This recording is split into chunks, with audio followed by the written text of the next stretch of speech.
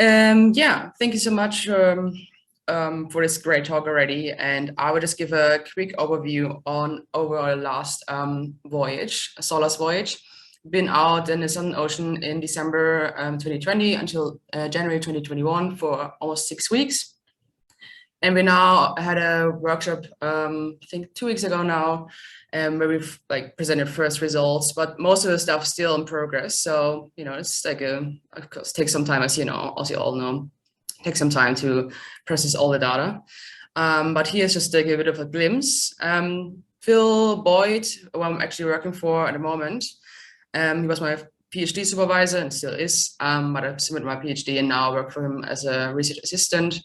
Couldn't make it today because he's still already on holidays, but he gave me some slides and some of the results so I can present them to you and give you a bit of a teaser for hopefully next year, because we hope to do this JETZON calls in Australian friendly time zones, I think every second month or something in future.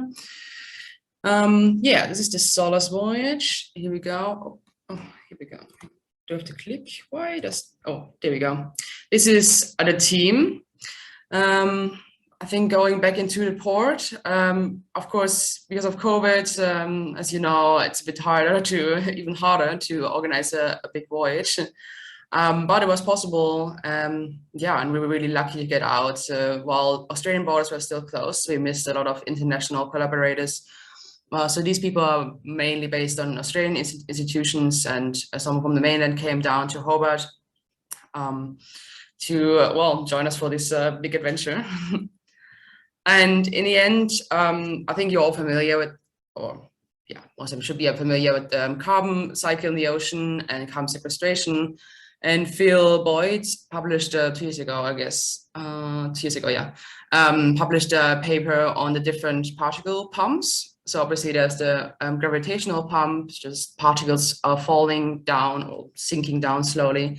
And also physically induced transport of particles in the ocean, of organic carbon, and biological carbon injection pumps. And depending on the depth, how deep these particles are transported, depending on this, yeah, it influences their time. The carbon will stay down there, obviously. So it's just at the surface, carbon dioxide will come up really soon because stuff gets respired really quickly and comes up really soon. But if it gets transported quite deep, then it might come up in 1,000 years or something. So it's actually really important where particles are produced, but also where they end up. Here's a bit of another figure from his paper. Just different ways to observe carbon sequestration or carbon export. And for SOLACE was our goal or aim to just quantify the different particle pumps in the subpolar or polar region. And we had different tools to help us here and instruments we deployed. Of course, satellites is always it's always there and it's really good, but in Southern Ocean, different algorithms sometimes don't work, and also, I mean, we have clouds going on, so it's sometimes a bit hard to actually see what's going on. And then it's always good to actually get there and then see what's also beneath the surface, what's going on there. So there's different Argo floats, there are sediment traps, some gliders, nets, and what exactly we used are those tools are here. Maybe start here. We deployed some Argo floats, actually 2. One in the north and one in the south, and then we had some gel traps that are used for different purposes. We had a glider here. Tyler, who's probably in the call still, is running with a glider, preparing it to be deployed. Then we had the tri-axis, which is basically a CDD, just without the water collecting capabilities, but you can tow it behind the ship for a bit and just get a really good profile of the water. Then we have the Players, which is a tool to look at bigger like micronecton or bigger zooplankton. So it's there has a camera system on, so it takes some pictures while it gets lowered down and comes up again.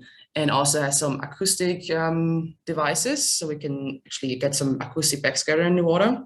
And then of course there are nets like the RMT we used here, and my net is not on here, but I used bongos and Houston nets, and yeah, different tools to actually collect my animals, because I'm a zooplankton person mainly.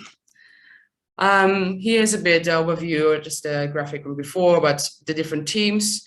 We actually tried some people who were on the ship. But the one in italic were actually on the shore, the big shore team. So they're just different people involved. And if you wanna, because Phil just got me this, if you wanna load a last name and wanna get in contact with these people, just ask me. I can connect you if you're interested. So we had some people working, of course, in the satellite products. Some were working with this phytoplankton, more of the chemistry here, then the glider teams, and then we had the what's it called? Biological gravitational pump team here, more protests and marine snow, the more like zooplankton and the micronectin team here. And the glider team as well. So there are lots of people involved. And I mean, in the end, we wanted to kind of integrate remote sensed products with in situ products or shipboard methods. Here again is the shore team who helped us out a lot, given it was even over Christmas, so people were still on holidays, but sometimes even helping us and, looking for the next chlorophyll patch from satellites and helping us out. So it was pretty amazing to get all this support. This is our voyage plan or voyage track. We started here in Hobart, Tasmania, and then we went to the Southern Ocean Time Series site, which is a site we go to since 1997, yes. We stayed in around in the region, and then we sailed a bit south, looked for another site here, but weren't really happy with the conditions, so we went down here. We always kind of looked for a chlorophyll patch or different chlorophyll conditions with the like remote sensed products. So we kind of hunted for some chlorophyll or phytoplankton blooms actually. And then we went to another site down here, and then on the way back, towed the tracks, as just talked before a bit, but then went back to Hobart in mid-January. Here's a bit of a overview on the remote sensed data. I just have to change the panel because I can't see myself.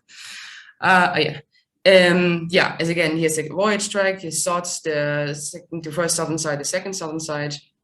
And in January, mainly the SOTS in the southern Arctic was a bit more productive than here. The southern side here was a bit more productive again than the first southern side. But yeah, these tools we already have available per satellite, which is really good. Sorry, it's working. Oh, here we go. Ooh, here we go. Again, a satellite product with the same region basically, not saying noting the stations, but it's it is satellite product of the remote sensed sea surface height anomalies overlaid over the colors, meaning like the satellite chlorophyll. And you can see, well, the more northern side where SOTS would be somewhere here. It's a bit more productive again than here where the polar front goes through, and then here's the southern sides. The southern side again is a bit more productive than here, the other southern side. But then our aim was kind of to validate the satellite data a bit. So the white arrows here is the satellite sea surface height anomaly again, but then we kind of verified it and overlaid it with the ship's ADCP data to kind of quantify or understand the differences between the two methods a bit. I'm brushing over the methods, the physics a bit here because it's not my topic, but if you have questions, please contact Benoit. Or maybe ask Tyler, because he has a bit better understanding of the whole thing. Again, I said I'm a zooplankton person, so. All right, but here is actually a really great graphic from Tyler. It shows the different sites, and in each site we spend a bit of time. So this time we've been, for example, at SOTS, which is almost 2 weeks, and then almost each week at each southern site. And you can see here this is displaying the mixed layer depth. So you can see it over the time we've been at SOTS, the mixed layer depth actually showing, and the biological activity is increasing a bit over the time. Then in the southern side, the first southern side, we had a bit of a deep chlorophyll maximum, but not too much going on at the surface. Whereas the other southern side is a kind of similar mixed layer depth, but then also a bit higher chlorophyll A content in the water column and no DCM. Here are some contour plots from surface, and I put up a little map because I was confused where we are. But this is actually a sea circle, the underway data, and it's kind of displaying this little patch down here between the different sites. And for your understanding, because it's not displayed here, the polar front is around here, around the first southern site. And it's interesting to see that we have actually really low chlorophyll levels, but kind of high silicate levels. So we thought about maybe there's something else limiting going on, like limitations going on, co-limitations of other nutrients that are missing here. But yeah, as I said, lots of the things are still in progress, and we try to figure out more, what we got as we go, really.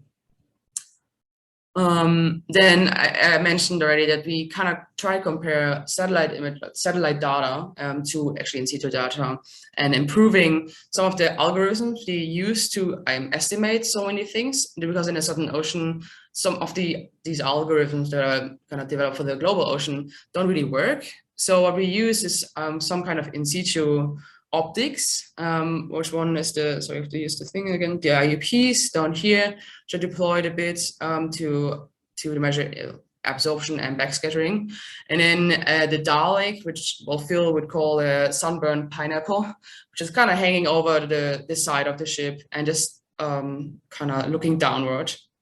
And then also again, checking the remote sensing reflectance and things, just to compare and improve our understanding of satellite estimations and improving the algorithm we have. Sorry, every time I try to, hang on, here we go. Then we have the gel traps, which are used for different things. And again, it's still all in progress, and we don't have many results yet. However, some of the gels, even just looking at them already, you can see some differences. The south side, the northern side, lots of fecal pellets and compact aggregates. Yeah, and then in the southern side, we have way more like really large and porous aggregates and lower fecal pellets per se. But as a zooplankton person, I would say, well, as you don't know what I do, there was lots of copepods in this site in my nets. So it makes sense to see all these fecal pellets. And here, these polar front sites, and further south, they were most dominated by the salps. So maybe the particles are really, related to like the salp grazing. But again, as I said, we're still working on to synthesize the results. Then this is what I've been a bit involved in, the mesopelagic migrant pump, and some of the people in the call probably recognize this, because I think Heidi has been to the SOLACE workshop as well, and hopefully saw this talk too. This is the schematic, so animals will come up to the surface at night and feed, and then some of the animals, like some will stay up, but some will migrate actually down. And by doing so, they transporting lots of carbon and from DOC, DOC, PIC, POC, and then of course they die and they breathe. So they transport carbon by migrating. And what we did is using acoustics and net samples and the players I talked before to kind of quantify which animal, like what is there, who's there, what's the community like, and if they migrate. Actually, we sampled different depths. We sampled the epipelagic, upper mesopelagic, and lower mesopelagic. And again, these are still in progress. We are currently trying to develop a model, but yeah, we just see. Yeah, that's it. And then we have we used some floats, or one float, because the other one didn't really work. It's the same side around the south side, the light blue is the divider. And then we deployed floats at the same time. And well, fields are now they're dancing around, but of course it makes sense to kind of sample the same water column to see like how different the measurements are. Yeah, here we go. And then we also had a UVP on the floats, which can now detect the backscatter of different particles, also distinguish between particle size classes and calculate the sinking velocity, which is really cool, I think. And you can see here we've been to SOTS, this is the SOTS side, so the northern side. We've been probably like until here. So this is kind of where we covered the ship, but then of course the float stayed in the region, and we could see over the time, you know, there's a kind of a downward direction here in all of the size classes. You can see really here how it goes. Oh, you not too much, but you know here how the particle, the bulk of the particles move down a bit. Which could indicate some export, maybe because of the bloom was kind of declining, and or there's some other physically induced transport or some things. So, but yeah, this is really interesting, I think. If you have more questions about this, please ask Leo. Yeah, really cool to look more on this. And then we deployed the tri-axis, which is, yeah, as I said, a little CDD. Don't bother about the numbers. This is just like the different deployments we had, different like deployments regimes.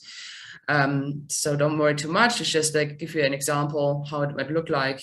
Here's the first side, the hot side again, and the light colors are higher numbers and the dark colors are lower numbers. And here, for example, for the temperature, you see this blob of warm water around like 100 meters. Here in the salinity, you can see it too, and this is actually subtropical water coming from the north, and it's just underneath a blob of subantarctic water, which is interesting. And then here's another example from the southern side, a bit more boring, or not boring, but a bit more like, you know, as it should be, like high temperature at the top and then lower at the bottom. But here it was interesting to see also the TCM, which I mentioned before on Tyler's graphics. Yeah, I think that's it. Oh yeah, and if you want to know more about the SOLACE mission, we have a website and it's on the JETZON website too. So if you want to check it out later, we have some blogs. Everybody wrote a blog on the voyage, and we hope to put up some more results there at some point when they're, as soon as they're out, because as I said, we're still working on them. So yeah, but that's it pretty much. Thank you so much for your attention. Stop sharing now. And awesome, good in time. Thank you. If people have some questions.